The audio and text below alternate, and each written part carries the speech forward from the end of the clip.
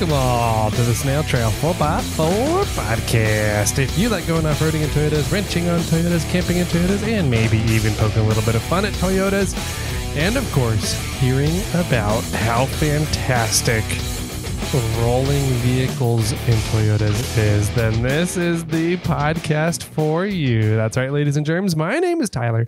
Joining me for another episode of the SnailTrail4x4 podcast is... What's your name again? Who are you? I don't remember. I forgot. No one knows. It's the one and only Jimmy Jet. Yay. Hi. The popular one of the show, the one that everybody loves. Well, here we are 2 days later. How are you doing?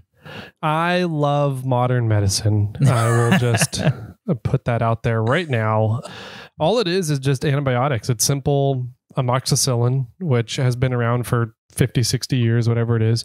And it's amazing. Just after 2 doses, I was like, oh my God, I can think again. It's amazing that to be able to actually use my brain and not be like struggling to figure out, you know, how to walk down a set of stairs. So that's funny. Yeah. But also happy to hear that. I'm glad you're feeling better. Yeah. So I'm on a longer regimen of antibiotics now. So, and already just after the first day of dosing, I've felt immediately 10 times better. I'm still fighting the congestion, but at least now my body can start fighting on the congestion rather than trying to stay vertical at all. So for sure. Yeah. Well, good. I'm happy to hear that. Glad our medicine and modern medicine and technology is working. So that's happy stuff to hear. Yeah, it's good stuff. Sweet. Man, this is Monday episode, right? Yes, it is. Cool. Very cool. We're going to have some fun topics for everybody today. So I know that I have quite a few fun stories from my weekend that we get to fill everyone in on. And then you have, I guess, some continuation of some septic tank woes. Some pretty shitty stories. Some pretty shitty stories to tell everybody about. Before we get into that, though, we do have obviously giveaways going on. We've got gift boxes going out. We talked about the gift boxes last Thursday. So if you guys like the stuff that we do in the gift boxes, then definitely get signed up on the gift box tier. That's over at irate4x4.com. And then over under the watch, listen, discuss section, there's the Snail Trail 4x4 forum. You go into there and all of your sign up options for giveaways, for gift boxes. If you just want to throw money at us because you want to see Jimmy's feet, then you can definitely do that over at irate4x4.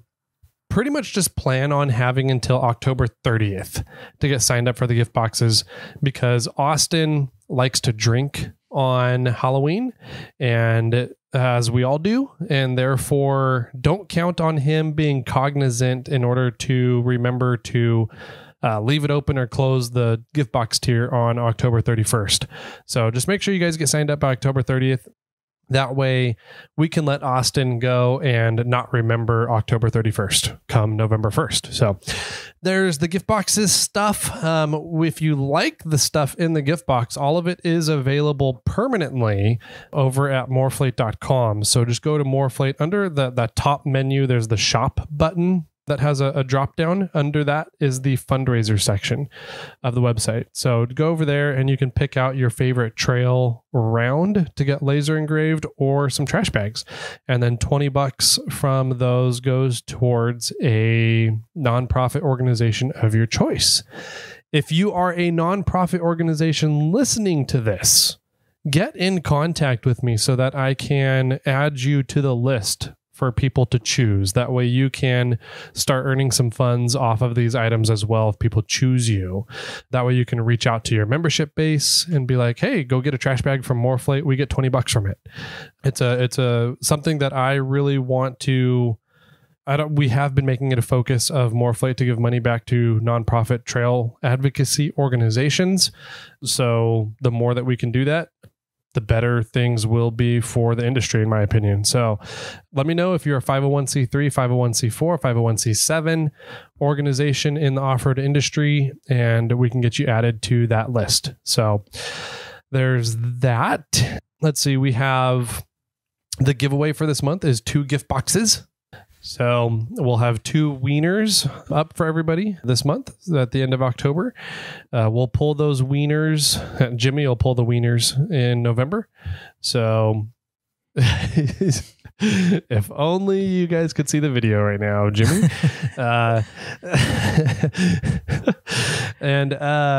Yeah, now you got me distracted. I can't even remember what I was talking about. I apologize. So yeah, gift boxes this month. We got 2 wieners that Jimmy's pulling in November, and we'll let you guys know those wieners then. What else do we got? We got giveaways for tires and some Onyx premium membership. So that is going on through the Apple Podcast reviews. And it does sound like Spotify is they're putting a ton of effort into becoming the monopoly of podcast providers. So we will start including Spotify soon. We just need to figure out how to do it, because Spotify, because they want to be a monopoly, they kind of protect all their data a lot differently than how everybody else does. They do things quite a bit differently. So we got to figure out how to work with Spotify, considering they like to lock everything down. So, but we are going to work on that. So people that want to leave reviews on Spotify, because that's all you listen to is through Spotify, we don't want to necessarily leave you guys out. But for now, I think until we reach the 750, since we're so close to it, 750 reviews on Apple, we're going to keep going that route. And then after 750, we might look into incorporating Spotify somehow. So giving you guys, you Spotify listeners out there, I hate you.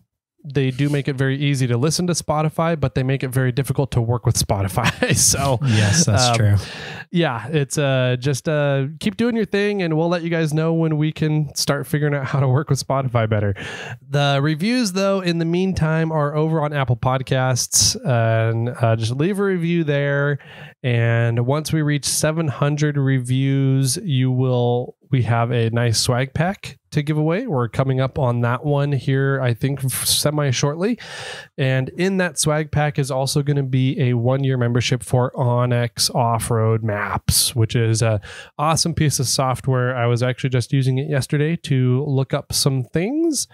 So if you ever go off-roading outside of cell service, even in cell service, it's a super handy thing to have. So it keeps you on trail, keeps you on the correct location you should be at, lets you explore different things around you if you're looking for a new adventure to go on. Check out Onyx Off-Road Maps, and we'll have a 1-year membership to a lucky winner as well. And then once we reach 750 reviews, what do we get, Jimmy? You win a set of tires, a fantastic set of tires, 4 tires, whatever tires you want.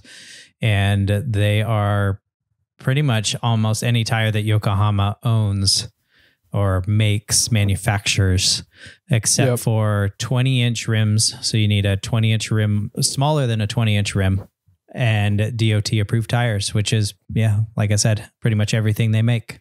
Yep. Cool stuff. So we've got a bunch of stuff we're always doing for giveaways, and we get to continually do that stuff because the listeners interact with the vendors and manufacturers that we work with here on the show. So the more you guys do that, the more that we get to work with and interact with more vendors and manufacturers and come up with some really cool deals for everybody. So keep doing that. And let them know that you heard about them through SnailTrail4x4, and we can keep some fun stuff rolling for all the listeners out there. So, absolutely. Dang, look at you. 2 days of medicine, and then you just pretty much handle the podcast. There we go, man. I got so much energy right now. It's amazing compared to the last 4 days, whatever it's been. Yeah. So yeah, man, did we miss anything? Is there any other housekeeping stuff to go over? I don't think so. Maybe the only thing to note is if you do choose to switch tiers on the Snail Squad forum, that you are responsible for canceling the previous tier that you were in. If you sign up on iRate4x4, the sign up happens automatically, but you're still signed up for both tiers at that point. So you need to go to PayPal and then go into their subscription form or their subscription section and then cancel the subscription that you do not want to keep. Sweet. I like it a lot. So that does it. We kept it nice and short for you guys today. That way we can get right on over to some shitty talks with Jimmy. Sounds good. So yeah, we'll take a quick break here. We got some fun things from Brian for you guys to hear about, and then we'll be right on back with today's campfire discussion. If you have a 3rd Gen 4Runner and want 16 inches of wheel travel without cutting into your sheet metal, check out 4-Wheel Underground's brand new cantilever suspension, featuring an integrated anti-sway bar and turn-by-dial disconnect. Don't sacrifice performance and comfort for the sake of wheel travel. Get both with our new cantilever system at 4wheelunderground.com.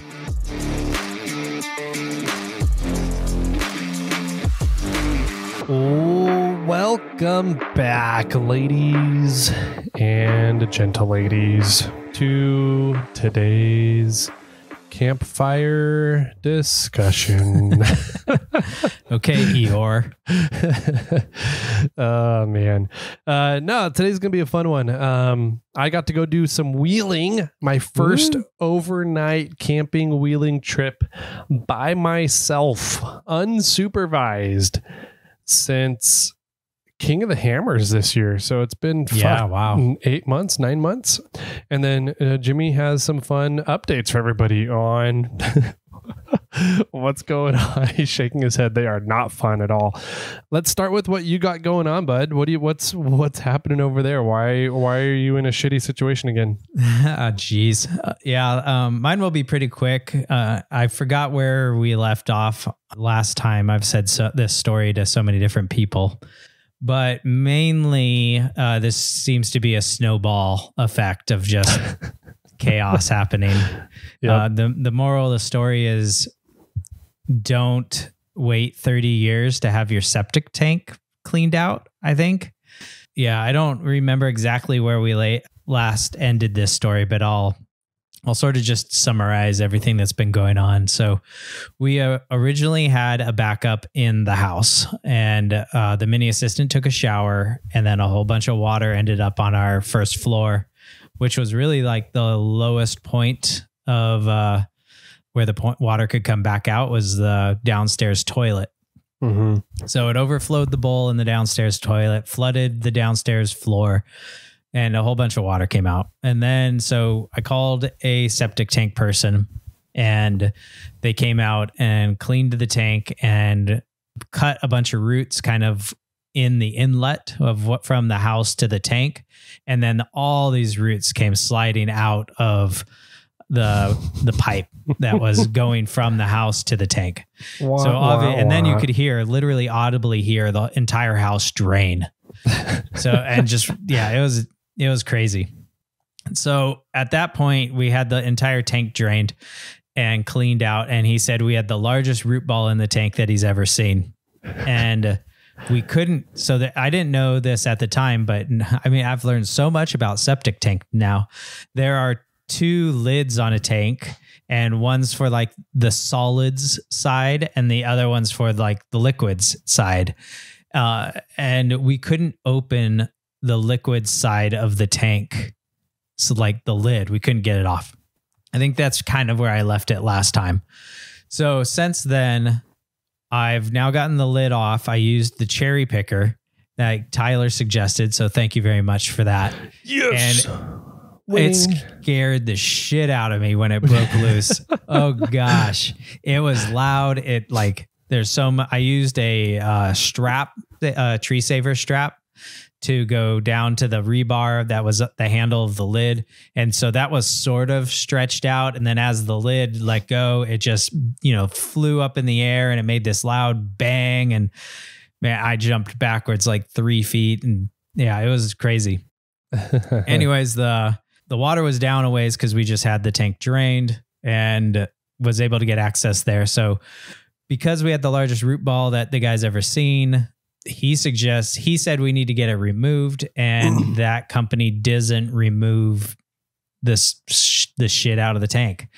So I made a few phone calls and got in contact with a laborer, a guy from Guatemala that was willing to go into the tank and cut out all the roots and and remove all the stuff that was down there.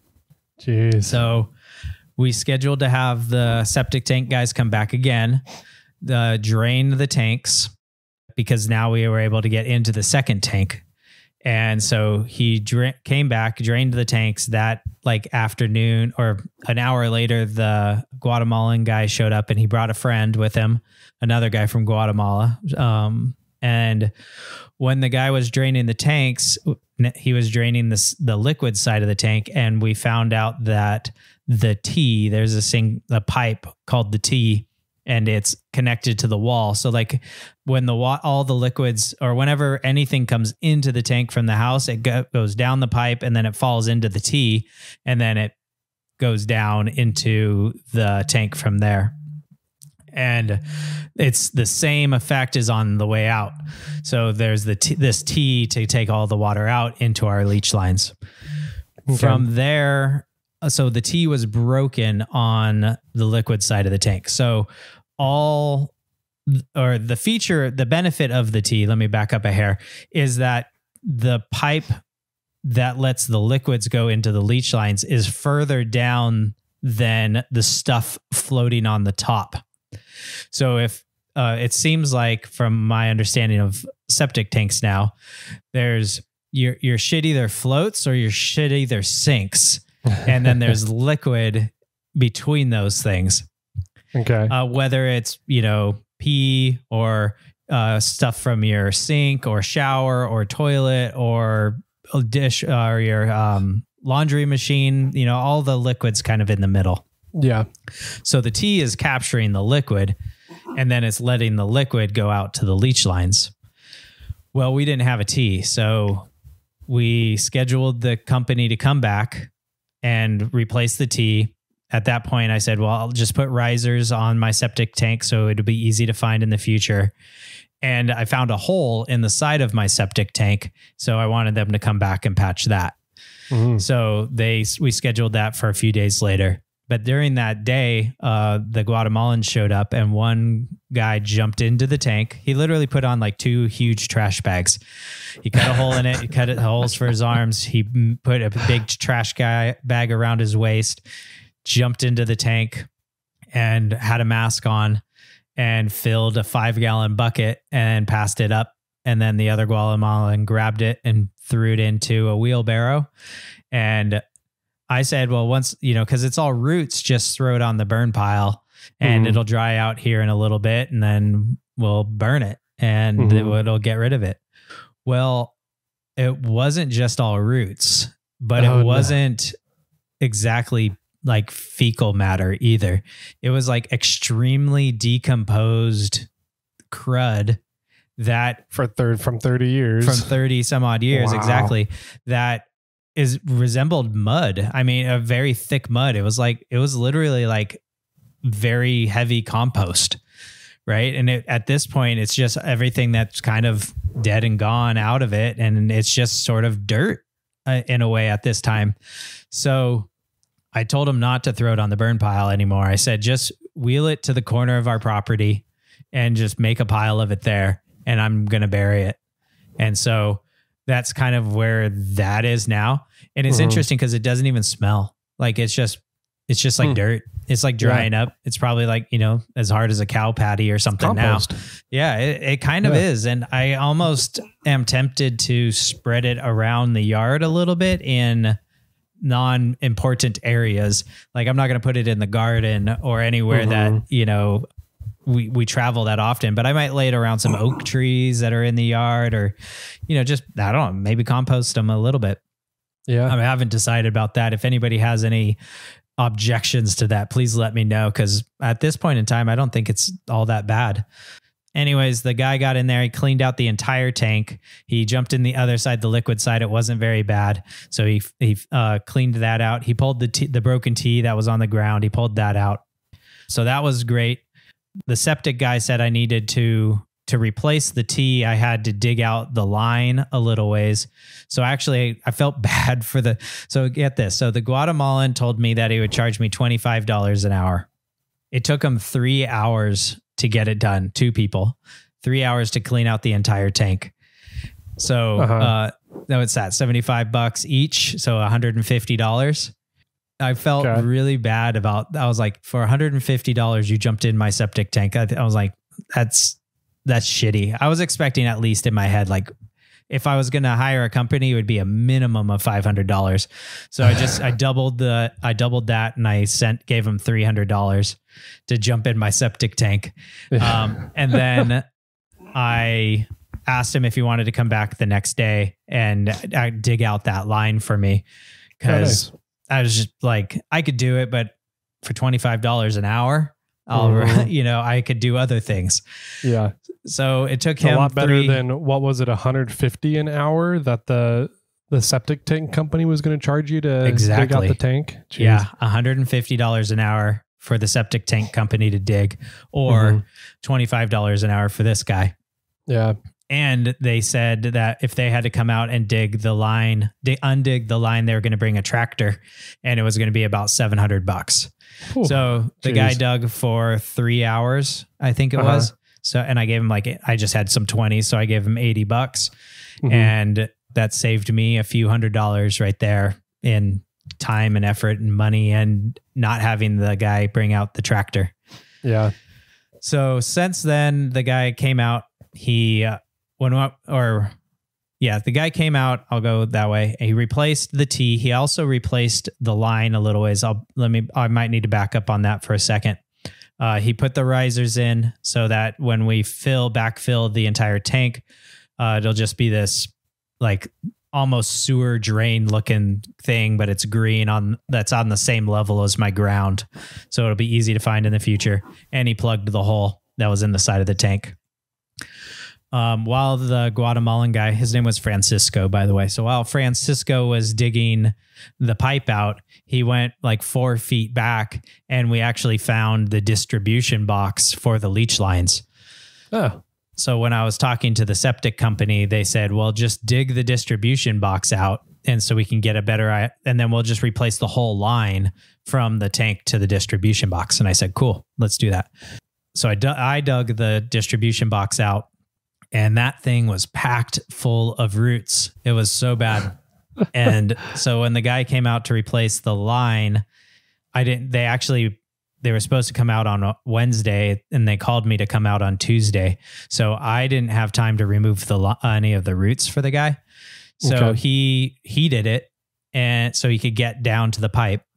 And he said that it was really bad, and our leach field is leaking, or is draining extremely slow. It's on the very, very low end, and it's almost clogged in a way. And I said, well, was it because of those roots in the distribution box? And he said, yeah, I mean, that might be it, but we don't have no idea what's further down your leach lines too. I said, okay. And I said, well, can I get the leach field hydrojetted? It's literally like a pressure washer. They send down lines, and it'll just cut anything inside the line. And he said, yeah. And I was like, okay, couldn't you guys do that? And they're like, no, we don't do that. I'm like, God damn, the septic tank company that I got, it only like pumps the tank for the most part. It seems like they don't do any other work. So do you need a plumbing company then to do that? Or yeah, okay. I guess. So interesting. I said, do you have a suggestion? And he gave me a company. And then I phoned the guy that plumbed our entire house and asked if he does it. And he said he can do it, but he doesn't have time in the immediate future or like nearby. If he wanted to schedule something out for a little bit, then he can get to it. And I said, well, right now is a perfect time because our tank isn't full. So there's no water going down the leach lines. There's no nastiness, going down. You can kind of just clean it out. And he said, yeah, he gave me some names and numbers. He said, contact these guys. They'll know how to do it. So the first person I contacted was like, yeah, we do that, but we'll have to come out, and it costs us $89 just to come out and evaluate what's going on. And I said, okay, I'm not interested in that. I want Like, I have no idea what this is even going to cost. Like, I don't want you to come out and tell me, one, that it's going to be way too much money and I'm not going to want to do it. And I should probably just get my lines redone. And that costs almost $100. So I moved on to the next person that he told me, and they're like, yeah, we can come out. It's free. We'll evaluate it. We'll give you an estimate. Everything's free. And then you can choose if you want to go forward. And I said, perfect. So they came out on Wednesday, the next day.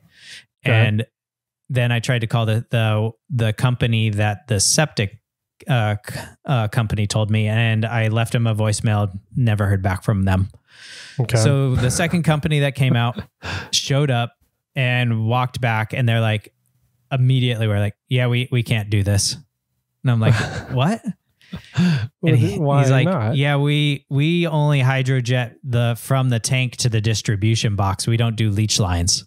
And I'm like, why didn't you tell me that on the phone? Like, yeah, I literally that's what I asked for.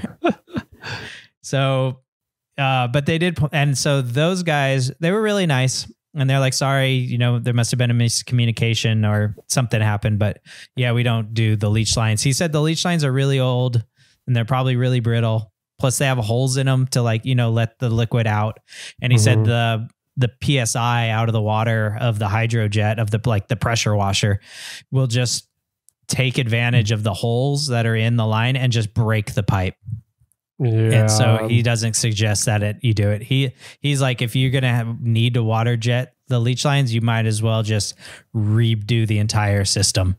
Because if it breaks, then, you got another problem. If we get our hydrojet stuck in there, then we have to dig it up and we have to cut open your leach line to get that part out, because it's like $1,000 for the head of the hydrojet, and it'll clog your system. So we got to get it out of there anyway. He's like, so we just don't do it. Jeez. Like, okay, well, thanks for your time. Yeah. But when they did come out, they told me that the inlet from the house to the septic tank is about to fail in a way. They said that it's because of the pressure of the ground. Whoever installed it originally never put support underneath the pipe. So they dug out a hole and then they put the pipe in there, and then they probably pushed some dirt underneath it and then put dirt on top of it. But now throughout the years, the dirt has compacted, and now my pipe is bowing down and I have a low point in my pipe going into the septic tank. And he's like, you should probably dig that up. And either one, if it springs up, then you're good. But throughout all these years, it probably won't spring up. So you're probably going to want to repipe that section and put some rock or something underneath there so that it won't go down in the future. Wow. So we're going to decide if we want to do that. We haven't decided yet. I mean, it's been functional and fine, and everything seems to be going into the tank fine. There's just a void where things are going to have to be going uphill eventually. And we'll see, and it might break, who knows. But at this point in time, everything for the most part has been working. And the part that I have dug out, I can support. So maybe I have a good enough enough exposed that it won't be that big of a deal. I don't know. So let's see. Since then, the plumbing company that I didn't get a hold of called me back, and he seems like a really old timer kind of guy, and super excited to talk about plumbing and wants to talk your ear off, but seems like has a ton of experience. And he's like, I bet you, and because the septic company referred him as a plumbing company, I said, yeah, hey, the septic company told me to talk to you. And he was like, oh, who came out and did the work? And I was like, oh, Juan came out and did the work. And he's like, okay, I'm going to call Juan and I'm going to get the details, and call me back like around 5, and we'll talk about what I discovered and what I think is the problem. We'll talk about scheduling. And I said, okay. All right. So I called him back, and he was like, yeah, I talked to Juan, and he said that you had tons of roots in your distribution box. And I think your problem's only in the first 5 feet. I think the roots kind of grew into the distribution box and were growing down your leach lines. And if we just take a big pipe grinder thing and just go straight down the leach lines a little ways, I think it's going to just clear all up. And he's like, I've seen it a bunch of times. The roots will clog the line in a certain area, and then everything past the line is totally clear. He's like, well, I'll have my guys come out. They'll scope your lines. We'll get a good idea if that's the case. And then we'll just grind it out. And I was like, I like what you're talking about. All right. Okay. So that's supposed to happen today in like an hour or so. So that's the game plan. We'll see how that goes. Fingers crossed that that's it. Yeah. And if that is it, then I can start actually filling everything back in and solving this problem, putting a check mark on this issue. And I think like everything that has to do with water in this house will have been completed and new and updated. I mean, from the well, the pump in the well, and the line that draws the water up to the well is all new. Now the tank at the well isn't new, but looks like it's in good shape. The line from the well to the house is all brand new. The pipes inside the house are all brand new. We repexed the entire house. Jeez. And now the septic tank has been cleaned, and hopefully our leach and the line from the distribution or from the septic tank to the distribution box is brand new. And then hopefully when we clean out these leach lines, everything's flowing and that's all working well. So minus the line from the house to the septic tank is like the only thing that is not new these days. Wow. Yeah. Fingers crossed that this will just get solved easily and we can go back to living a normal life and actually focus on redoing our master bathroom, which isn't even done yet. So yeah, that's the septic tank woe. So how was camping? That sounds like a lot of fun. You weren't digging anything this weekend. So yeah, I was not digging anything. Camping was interesting. I've had this sinus thing going on for 2 months now, over 2 months. And so Barrett Lake was the dustiest I've ever seen it. Oh yeah. In terms of being on the trail. So, well, it's been a hot summer. It has been a hot summer. It's been very dry. We've set lots of records for heat and dryness this summers. So with the records that we set this year, Barrett Lake is just a really freaking dusty trail right now. And so in terms of the camping side of it, I have this weird thing where I don't mind it being dirty while I'm camping, but I don't like being dusty. Okay. And so it's this fine line between being dusty and being dirty. And so everything was just covered in dust, including my sinuses.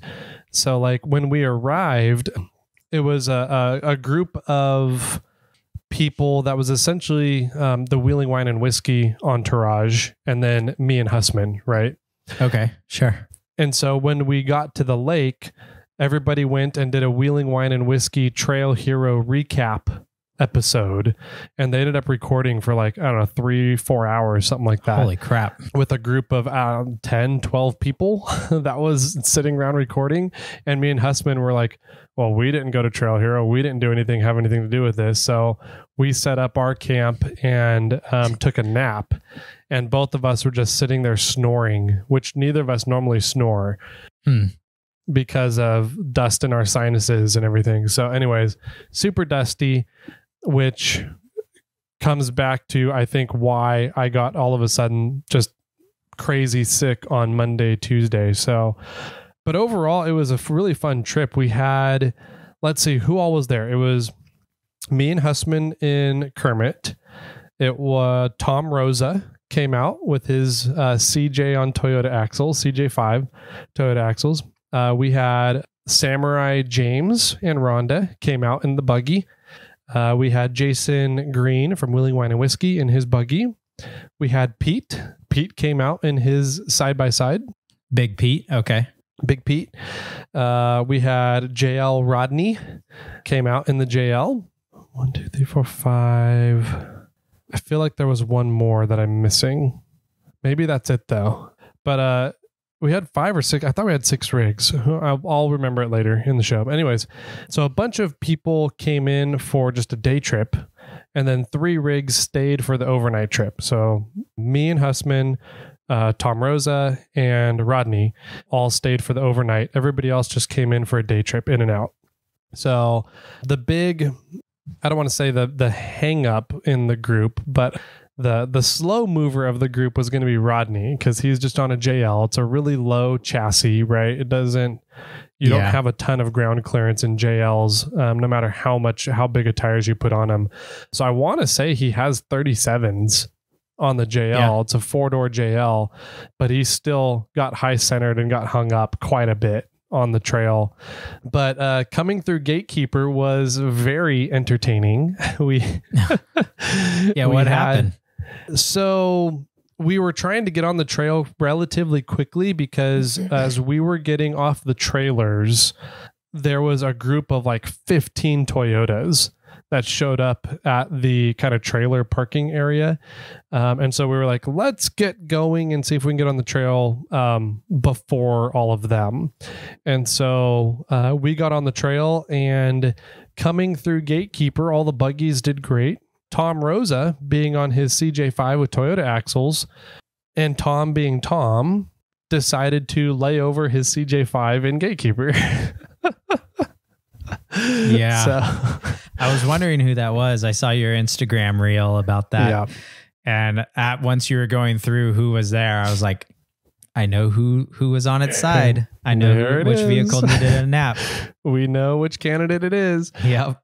So yeah, what's funny, typically through Gatekeeper, right? Gatekeeper leans you over into that tree on your passenger side. Yes.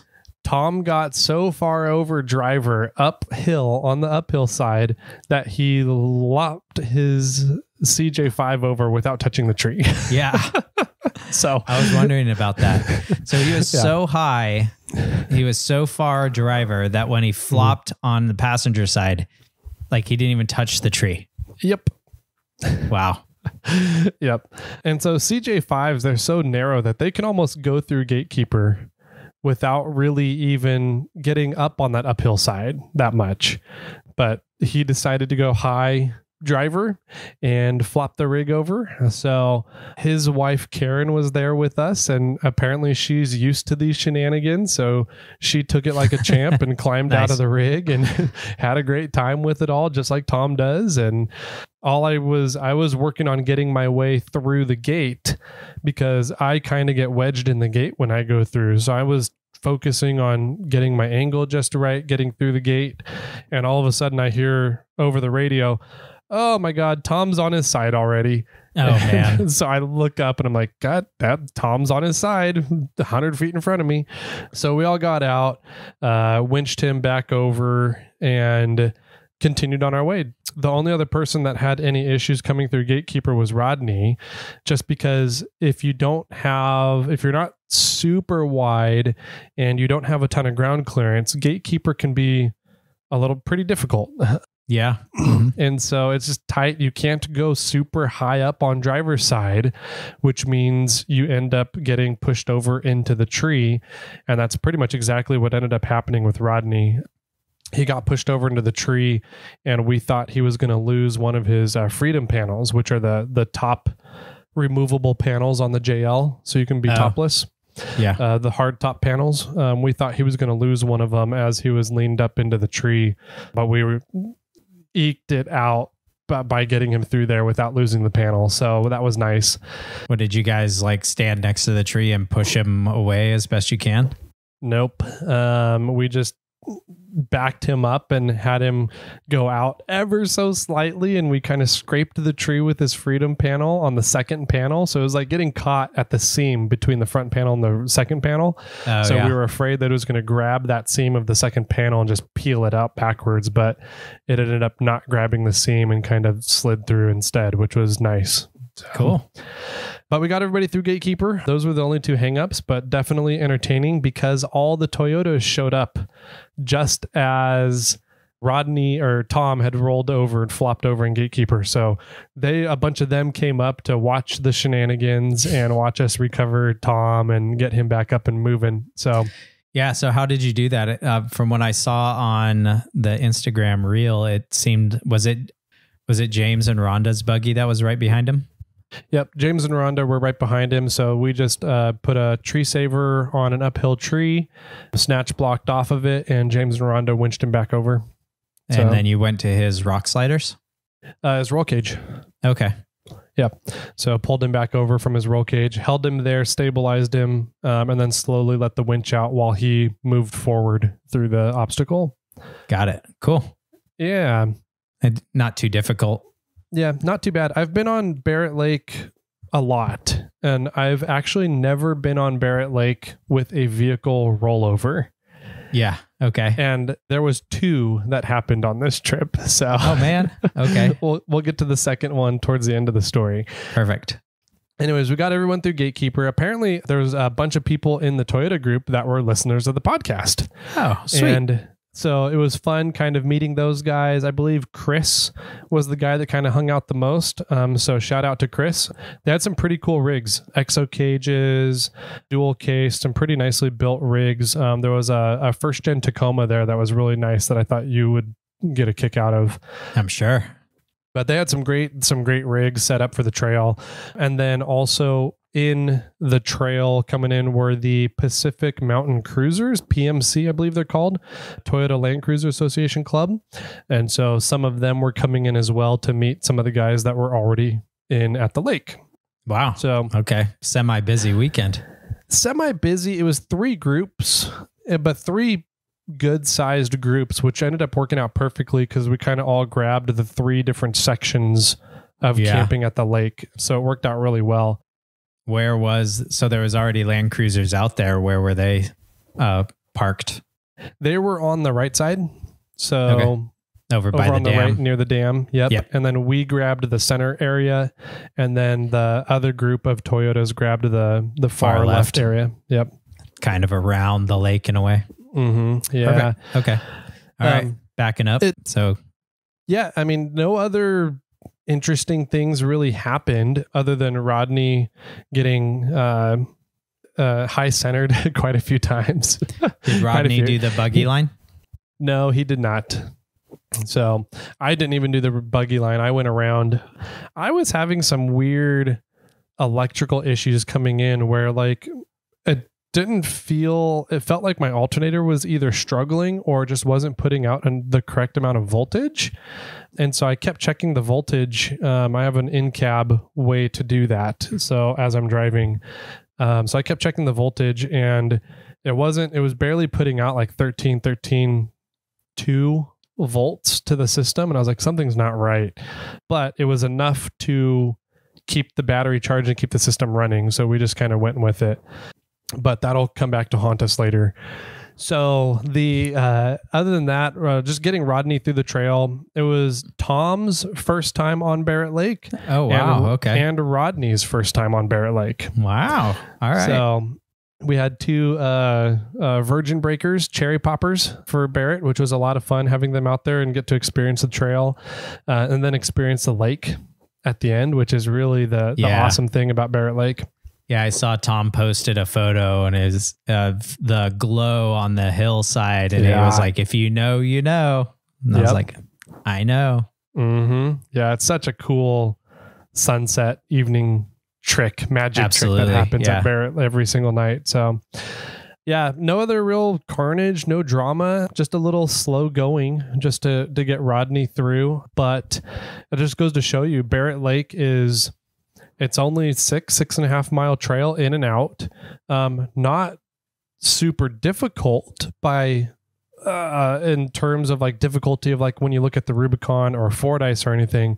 You just need ground clearance for Barrett Lake is really the main thing. And if you don't have ground clearance, it's going to take you a while. You may struggle a little bit, but even then, considering we still made it from start to finish in about 3 hours and 15 minutes. That's not bad. So really not bad at all. Yeah. So considering we had to roll Tom over right at the beginning and then pull Rodney off of a couple spots, but it was a great trip in, no drama. We got there right around, I want to say 12:30, 1 p.m., right around lunchtime. So it worked out good timing on everything. The Willing Wine and Whiskey entourage went and recorded, and Hussman and I set up camp, took a nap, and then we went for a hike up to just kind of around to see if we could pinpoint where cell signal was coming from, where it was, because I never marked it on my Onyx before. and I wasn't able to find the consistent spot. I found a spot where he had cell service, but I couldn't find the spot where I got cell service out there. So I didn't mark it. But as we were hiking our way back to camp, that's when the day trippers were leaving. So Green, James and Rhonda, and Pete were all heading out. Got it. Okay. So, yeah, they were heading out. So we headed back into camp, and Tom and Karen made Rubicon soup. What's that? Are you familiar with that? No, not well. I'm familiar with the Rubicon, and I'm familiar with soup, but not a thing that's called Rubicon soup. Yeah. So it's so actually did they something. Use the soda water? We used soda water. We used bear scat droppings. Yeah, it's some meat bees. Yeah, some meat and bees some in mosquitoes. There. Yeah, some rattlesnake. Sounds more like a stew. Yeah, it pretty much is a stew. Like it's. So, have you ever been wheeling with Dimitri when he makes the almost a white cream based soup that he does? No. From Stellar Belt? No, so but I don't know why that guy is such a fantastic cook. It's amazing. Like I commented one time, like every time I'm out with you, you're just cooking up a feast. Like, what's up? And he's like, I don't know. I just like to cook. Yeah. So he makes this amazing soup that it's a tiny bit spicy, but really not at all. I would consider it spicy. You'd be like, yeah, it's mellow. It doesn't have any kick to it at all. It's essentially sausage, potatoes, bacon, and then a couple of veggies and like this cream broth based broth. Okay. And that's Dimitri's soup. And it's Dimitri's soup. Okay. I forget what he calls it, but we've started calling it Rubicon soup because like every time Dimitri goes to the Rubicon with people and takes people, he makes this soup. Sure. And so he told Tom how to make it. So Tom and Karen made it for this trip on Barrett Lake. Perfect. And it was fantastic. It was great. So they ended up supplying that for dinner on Saturday night, which was amazing. We all just kind of sat there with our chairs overlooking the lake while we had this soup dinner. And it was just enjoying each other's company, telling fun stories, and then watching the sunset on Barrett, which is where that picture came from that Tom posted. So that was great. While we were sitting there, though, before dinner, I think it was Chris, he came over from the Toyota group and said, hey, does anybody have a welder? And I was like, I do. I've got one here on Kermit, and he's a listener to the podcast, so he knew I had one. I was like, why are you asking? You know I've got one. More, he was asking, hey, can we use can we use the welder, make use of it? So anyways, there was two guys on quads that came in the trail. They broke an A-arm, lower A-arm on their rear suspension. And so they had sleeved it. So put a metal tube inside the A-arm and then ratchet strapped it together to help kind of hold everything together. And they were looking for a weld to help hold the arm together so they can get off the trail. So I said, yeah, come on over. Just bring them to the green 4Runner when they get here. So they showed up and pulled out all the welding stuff and showed Hussman how to operate the Premier in terms of the RPMs and how to manage the engine RPMs to create the heat temperature you need to weld for different thicknesses. And then, if I say more, do this. If I say less, do this, blah, blah, blah. We could not get the rods to strike an arch and strike and hold a burn. Arch. Yeah, hold arc. The burn. Yeah. An arc. Thank you. That's what I was looking for. And we couldn't figure it out. And I was like, I know that it can be hard to get 70-18 or 70-14 going. They're just notoriously a little difficult to do, but it shouldn't be this hard. Like I was getting like no power. And so I was like, okay, more. I kept saying more. And finally we were able to get it to arc and hold the arc and burn but the 4Runner had to be at like 5,000 RPMs, which is too much. Yeah.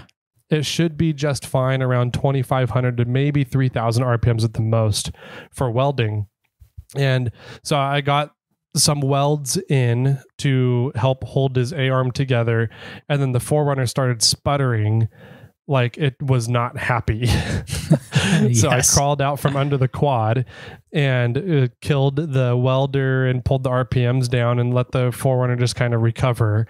Turns out what we found out was something was going on where when the power meter on the welder would be in the correct spot, but as soon as we struck the electrode to complete the circuit to create the arc, it would drop to 0 power. Interesting. Like it wasn't able to power the welder once the current needed to come through. And I was like, that's weird. I've never had that happen before. Was it that little switch that you have to hit on to change it, the power output? No, because that's for the tools. Yeah. So the welder works without that switch. Okay. So I'm like, that's weird. I've never had this happen before. And I'm like, it's also weird because Premier is supposed to be one of the most reliable trail welders out there, right? And that's kind of what they're known for and why people get them and why they spend so much money on them. But I'm having issues here with my Premier running the correct, being able to create power. So that tells me it's one of two issues, either the alternator or the regulator. The regulator is going out or the alternator is going out.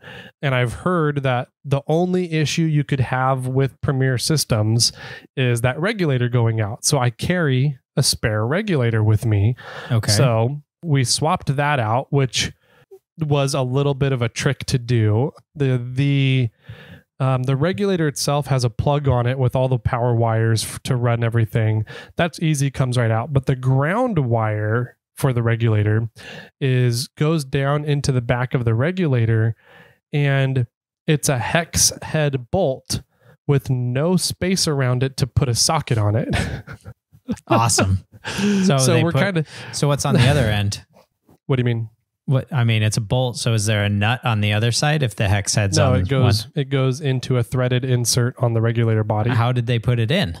That's a great question. Okay. I have no clue. We were all sitting there going, how the fuck did that magic work? So what I ended up doing was I took my grinder and ground a slit into the top of the bolt so that we could get it out with a flathead screwdriver. Wow. Okay. And so I was like, all right. So we took that out and used that bolt on the new regulator. So that went onto the system. Put the regulator on and tried to do a couple welds, and the same thing was happening. So I have to assume something is going on with the alternator, which also kind of makes sense based on the low voltage I was getting out of the system earlier that we noticed in the trip. So I'm like, all right, the alternator is putting out less than what we would need on voltage, which is not good for my lithium battery. Right. The lithium battery wants to charge at 14.5, 14.7 volts. So I figured A, I'm not getting a full charge on my lithium battery, and B, the alternator is not able to put out enough current to really run. It's a 160 amp alternator. I'm guessing I was only getting 60 to 80 amps out of the alternator if I needed it, which means winching is really out of the question as well. So I'm like, okay, we'll just keep that mental note and hopefully everything will be okay and we can get off the trail tomorrow. So we put everything away and figured I would just call Premier on Monday when I'm back home, talk to them about what the issue could be, and go from there. About after dinner, I went back to the Forerunner to kind of get something. I was going to get my headlamp out of it because it was nighttime and all my headlamps were dead because I haven't been wheeling in 8 months, really. Yeah. Okay. And so I went to recharge my headlamps. Right. When you were doing up there, you were to recharge them? Yeah. I went to recharge them because my headlamps are all USB rechargeable, right? Right. And the Forerunner was completely dead. No power whatsoever in the Forerunner. Okay. So you have a grounding issue? No. So you have to remember, lithium batteries operate differently from AGM or lead acid batteries in that they have a battery management system, a BMS, built into lithium stuff. Mm-hmm. So my theory was that something was drawing on the battery. I figured I had less than full battery anyways to begin with, because the alternator isn't getting the correct voltage to the battery that it wants. Sure. So how much usable power I did have in the battery, I don't know. Right. And then you were revving it up to 5,000 RPMs. And revving it up to 5,000 RPMs, which pulls a bunch of power out of the battery. And so I didn't know how much power is in the battery and whether or not I had a draw. So whether my ham radio I left on was pulling on the battery, whether the recharging the Jackery, because I had the Jackery plugged into the Forerunner power in order to charge the Jackery, whether that was pulling on the battery as well. Either way, the battery died. We used up all the juice in my lithium battery, and the BMS systems on those have a safety cutoff. Yeah.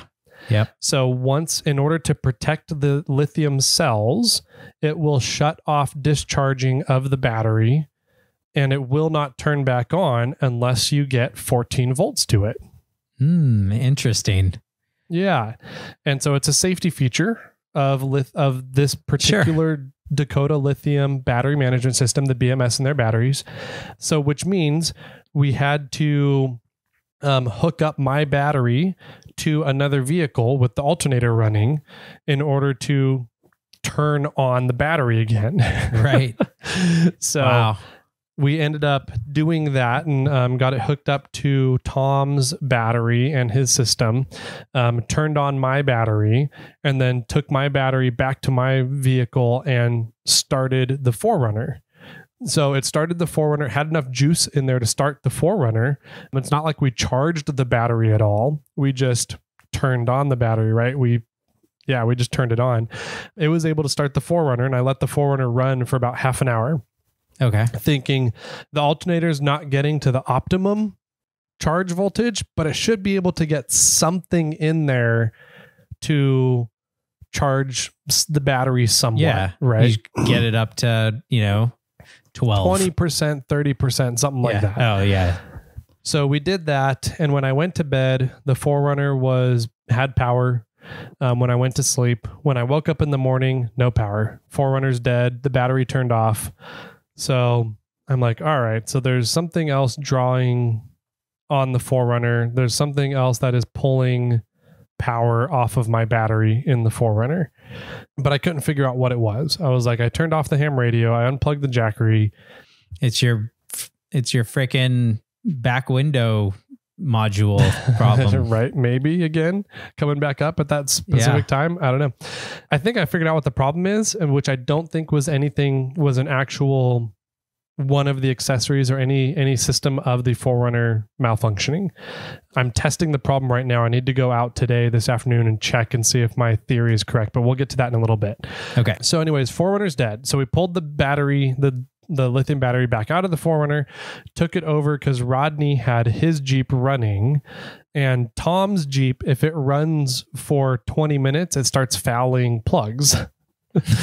So we were like, we want to charge the battery this time rather than just turn it on. Right. So we took it over to the JL, the latte machine, got our morning coffee while we were there, got it a honey crisp apple. He only gets the good ones. So no, any soft tops? No, he didn't have the soft top maker going, but he said he's talking about adding that to his repertoire for next time. So all right. Yeah. Rodney, get on that. Yeah. KOH, I want some soft tops. Yeah, I forgot, Rodney, as we were coming through the S-turn section. Yeah, I was going to ask about into the lake. Yeah. How many times did he get high centered? I think it was only once coming through there. But what happened was, that step right before the S-turn? Yeah. He was coming through there and was trying to go high passenger up that rock on the right. And he went up there, and as he was going up, and then coming off of the front passenger, off of that rock, his rear passenger slid down into the hole, and he dented his doors on that rock that you climb on the passenger side. So he has some really nice trail dents in the side of the JL right now. Is it just the doors, or was it also the B pillar that goes all the way down? It was a little bit of the front passenger door, but really it was the rear passenger hinges. So those are what really got beat up. And so I don't know if that's going to impact the B pillar or not. Ouch. Yeah. Dang it. But anyway, so the nice, should have bought clean, a Toyota. Shiny JL has some nice dents in it now. Perfect. Anyway, so back to Sunday morning, wanting to charge the battery. So we hooked it up to Rodney's Jeep and let it charge for about 20, 30 minutes, which ended up working just fine. We put it into the 4Runner, started the 4Runner, and then I'd never shut the 4Runner off other than stalling it while wheeling until we got back to the trailer that day. So got it. Okay. Everything on the way out, trip was pretty good. No real drama. We took it, I don't know, fairly slow. I think it was 3.5 hours coming out. But the group of the PMC, Pacific Mountain Cruisers, that was in at the lake, one of the members is Ross Woody. Oh, Woody was out. Yeah. Okay. Yeah. So awesome. Ross was out, who's been like the chair for Rubathon for like over a decade, something like that. So it was funny. I've never seen his FJ40 that he has. Okay. And so as we were packing up Sunday morning, Saturday night, they were being super rambunctious. They were playing some sort of game around a table with like the 15, 17 dudes that were there, a couple ladies. They were all playing this game and being really rambunctious. And I was like, I kind of want to go and see what they're doing, but I didn't know anybody in that group. So I was like, I'm not just going to go over and intrude. And I was really tired. I knew I was going to have trouble sleeping anyways. So I went to bed, wake up in the morning, and I see Ross packing away his stuff in this FJ40. And I would look over and is that Ross? And he just goes, no, it's not. Don't bother me. I was like, that sounds like a Ross thing. Sounds like him. Yeah. Yep. I went over and chatted with Ross for a while. Their group ended up passing us on the way out as we're coming down the trail and just working and moseying our way down. We get to Gatekeeper and I end up behind Ross. Ross is the last person in their group to go through Gatekeeper, and I'm the first person in our group. And so Ross flops his FJ40 in Gatekeeper on his way out right in front of me. Against the tree? Yeah. Yep, against the tree. So the tree kind of was holding him up. He didn't do a full flop, but he was just in there, and everybody comes up and starts giving him a hard time, giving him shit. And he's just sitting in there like, all right, guys, just get me back uprighted. And meanwhile, everybody's taking pictures and videos and not helping him. Yeah. So, it was pretty funny. They ended up pulling one of their buggies back up, got him back on all four wheels and got him through Gatekeeper. And then we all came through Gatekeeper without any issues. Rodney made it through just fine. Tom didn't roll back over in Gatekeeper again. He learned his lesson. So good job, Tom. Yep. It was a really fun trip. And I really, this was the first trip I did on a trail with my parking brakes. Oh. Yeah. I really like having parking brakes on a trail because I can get out and not have to shut off the engine and put it into gear and everything. I can just turn on the parking brake, leave the engine running, hop out, take a pee real quick, get out, look at something, take a picture, spot somebody, whatever, get back in the rig, turn off the brake and keep going. So the parking brakes worked great. Even I left the rig on in neutral with the parking brake on, and Rodney was able to winch to me to pull him off of a couple things. Wow. So in neutral. held just fine. Yeah, in neutral. So impressive.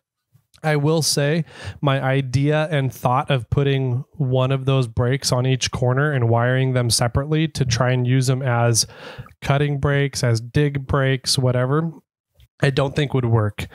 I was able to accidentally drive away through the parking brake a couple of times and get 200 feet before I'm like, something's off, something's weird. And I was like, oh, that's right. Parking brakes are still on. But yeah, the parking brakes were awesome. I highly recommend if people are looking to add parking brakes to your vehicle and want a really good working solution that is super easy to implement. If you have disc brakes, go with those Willwood electric parking brake calipers. It's a really good system. I really like it now. It is expensive though. So if you have the money to spend on it all in, I want to say it's like out the door around $1,400 for the setup, but they work fantastic. I'm a big fan of them. So sweet. Yeah. I have a pair of them, and I'm going to figure out if they will work on the T100 axle here in a little bit. Yeah, that'd be cool. So anyways, that's the feedback on the Willwood parking brakes finally. Yay. And then once we got the 4Runner back to the trailer, shut it off. And I also had a power steering leak. I had power steering fluid down my front axle and down the front of the engine block. So I never traced it back to the power steering pump, but I know that the power steering pump was making a lot of noise throughout the trip. So that's also on my to-do list to check into right now. Well, the pump would make also a lot of noise if you're just low on fluid. True. I have a pretty big reservoir though, so I shouldn't be low on fluid, but you know, depends on how long it was leaking. I didn't notice it leaking on the trip into the lake, but it was definitely leaking when we pulled up on the trailer at the end of the trip. Got it. So I need to look into that. The alternator. So I called Premier on Monday and said, hey, here's what's going on. This was a rebuilt alternator because I cooked my first one with you guys. Who rebuilt it? Premier did. Okay. Yeah, they're the only ones that can rebuild their alternators. Got it. Because they function differently than how your normal alternators work. So yeah. I said, I think it's an alternator issue. I tried swapping the regulator on the welder and I'm still getting the same problem. And I told him what happened and he goes, sounds like it's probably an alternator issue, but we have a test of how to test it. So he gave me the process to test it and I have it right here. So it gives me 3 tests that I have to do. I'm showing Jimmy just so you can get a concept of it. So you have to back probe the wires on the regulator to figure out voltages. And you do that in 3 different states. So one of the states is ignition off. No key in your ignition off. Back probe the wires and see what the voltages are. The next one is just your accessory circuit on. And then the third one is the engine on, everything running. Okay. So makes sense. The big thing they said is that with ignition off, no key in your ignition, you should get voltage only on the red wire. There should be no voltage coming through at all on any of the other wires. Okay. And you can looking at my first test. You have voltage coming through on everything. I have voltage coming through on everything. So also while my alternator is running, it sounds a little metallic-y. Like there's some metallic contact in there happening while it's rotating. So I think that the alternator is shorting out internally. And according to what is happening here on my voltage check, I think that is also a good indicator that it's shorting out internally. Right. So this is why your battery was draining because you were having this shorting issue or a grounding issue of some sort inside the alternator. And it wasn't able to charge fully because of the same problem. Yep. And so it also means that because it's shorting internally, it's also having to pull a lot more amps to charge and everything. I think it just burned the alternator out. So I have to pull the alternator, send it to Premier. I sent them the test notes and they said, yep, definitely seems like there's something going on with your alternator. Send it in. We'll take a look at it. It should still be under warranty if there is something going on. So I just now need to pull the alternator and send it down to them. Sweet. So you have a few honeydews that you need to do for Kermit. Yeah. And I hate trailer logistics. I'm not a big fan of trailers. And I've always said, I feel like people who trailer, it's just an excuse to not properly maintain your vehicle. And you just have that out, right? Sure. In case your non-maintenance stuff becomes a problem. And in my case, I really haven't had time to maintain Kermit and do the stuff on it because also I haven't been able to go wheeling to figure out what the maintenance things are. So I was like, I'm going to trailer it. I think everything's fine, but I'm going to trailer it because I don't know what the maintenance issues could be. And I haven't really done any maintenance to it since really before hammers. And it turns out that that came true. That came to fruition. So I am glad I took the trailer, but it's I also feel, I don't know. I don't feel bad. I'm annoyed with myself because I don't have the time to maintain the 4Runner. So, and I have to use the trailer. Anyways, I pulled the trailer. Well, we unloaded Hussman, his stuff from the trailer. So by the time we got back to my house, I still had power in the 4Runner. The next morning, everything was dead. The battery had turned itself off. So wow. Okay. I fully recharged the battery on a battery charger in the house and put it back in yesterday. So if the alternator is internally shorting out, the battery should be off today, in my opinion. So that's one thing I want to go check this afternoon. Yeah. And then you need to charge the battery fully again, remove the alternator, then put the battery back in and see if you have a problem. Exactly. Yep. So those are next on the to-do lists. And then also the power steering, see where the leak is coming from. I didn't even look yet under the hood to see where the power steering leak is coming from. But yeah, fun stuff. Yeah, that's not too bad. I mean, for Barrett Lake, it could definitely be worse.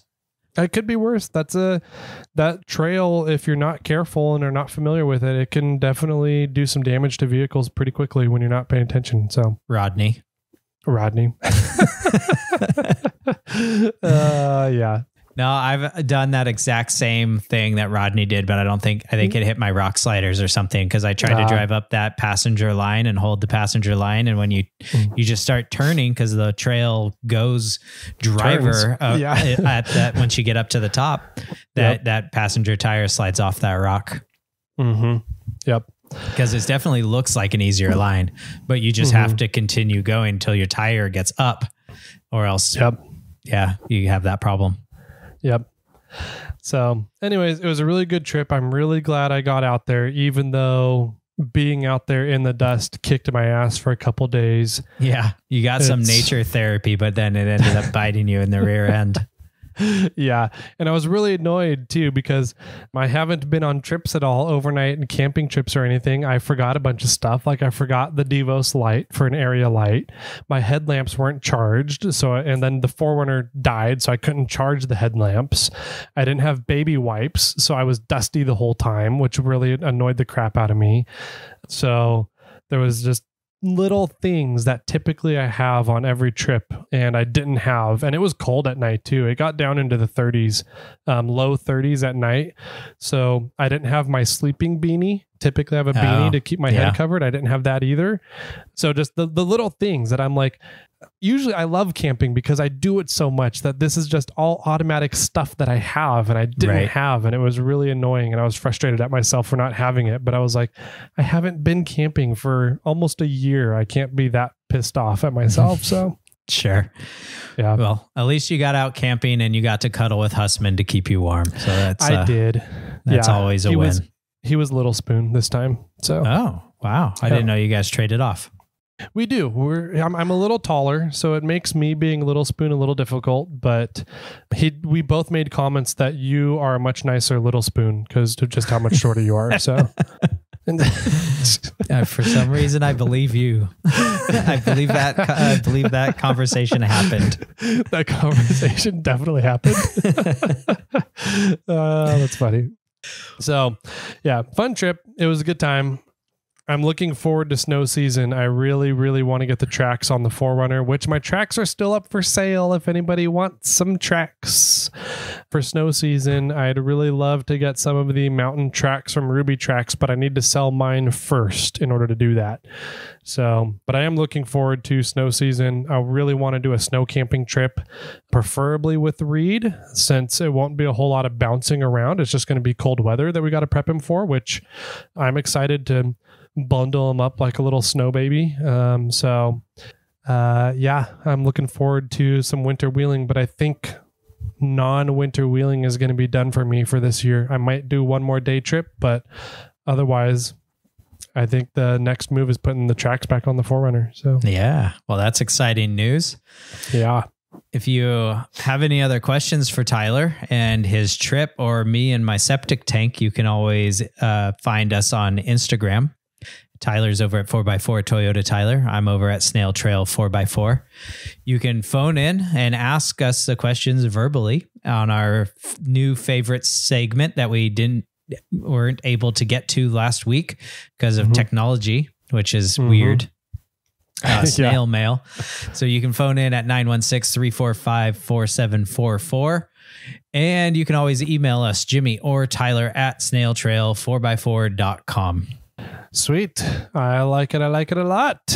Jimmy, any final words to close up the episode on this lovely Monday? So when the Toyotas saw Tom on their side, did they make fun of him because it was a Jeep, or did they help him because he had Toyota running gear? Oh, they totally made fun of him. It was a good time. But Tom was also making fun of himself. So, I mean, that's what Tom does. He's always down for the adventure and down for just having fun no matter what he's doing. So, yeah, definitely made fun of him. But we all did. So, perfect. And with that, my friends, keep crawling.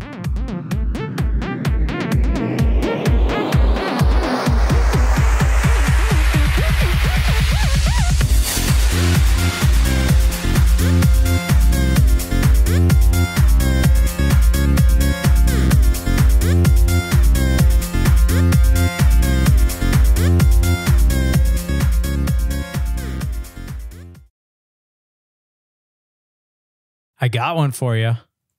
I am ready. What do you call a fly without wings? A walk? A walk. Good job. Yeah. Yay. I win.